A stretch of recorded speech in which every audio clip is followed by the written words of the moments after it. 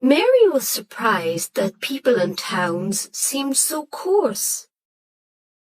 When one of the men, Hickey, tried to take her hand, she did not smile at all. She wished she were at home. She knew what her family were doing there.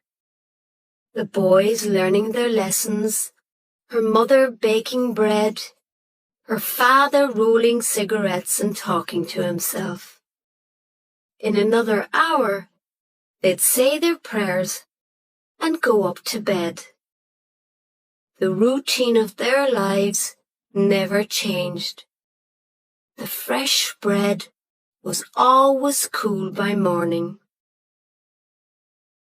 O'Toole, the young man who worked at the factory, had bright green eyes and hair so blonde it was almost white. "No one's offered me any food yet," he said. "A nice way to behave." "Oh, God, Mary, haven't you given Mr. O'Toole anything to eat yet?" Mrs. Rogers said, and she gave Mary a push to hurry her up.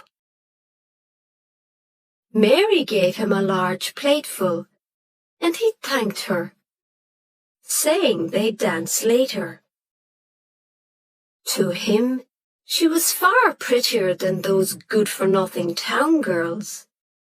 She was tall and thin, like himself. And he liked a simple-minded girl with long hair.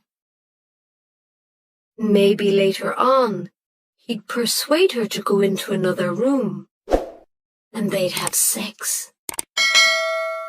She had lovely eyes when you looked into them, brown and deep. The fifth woman at the party was Crystal, the local hairdresser, who had bright red hair and who did not like the undercooked goose. She and Mrs. Rogers were talking together when Brogan unexpectedly began to sing. "Let the man sing, can't you?" O'Toole said to Doris and Ethna, who were giggling over a private joke. Mary felt cold in her thin dress. There hadn't been a fire in that room for years, and the air had not warmed up yet. "Would any of the ladies care to sing?" asked O'Toole when Brogan finished. "I'm sure you can sing," he said to Mary. "Where she comes from, they can only just talk," Doris said. Mary blushed. She said nothing, but she felt angry.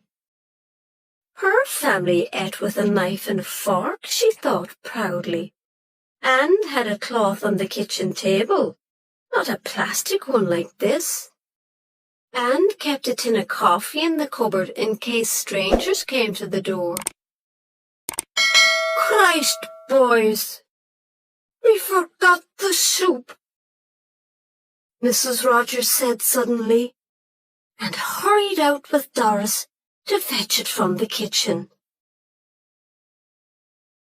After the soup, O'Toole poured out 4 glasses of whiskey, making sure that the level in each glass was the same. There were bottles of beer as well. The ladies had gin and orange. "Orange for me," said Mary. But when her back was turned, O'Toole put gin in her orange. They all raised their glasses and drank to Brogan's future. Long John Salmon, the 4th man at the party, asked Brogan about his plans, and Brogan began to talk about the things he wanted to do to his house and garden.